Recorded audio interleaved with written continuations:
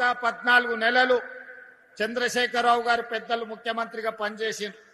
వారు పెట్టిన ఖర్చు సరాసరి రైతుల కోసం పెట్టిన ఖర్చు 2533 కోట్లు ప్రతి నెల ఖర్చు పెడితే, ఈనాడు మాన ప్రభుత్వం వచ్చి 28 నెలలైతే ఈ 28 నెలలల్లా సరాసరి ప్రతి నెల 5500 కోట్ల రూపాయలు ఈ రోజులో రైతు సంక్షేమం కోసం ఈ రోజు మన ప్రభుత్వం ఖర్చు పెడుతున్నది.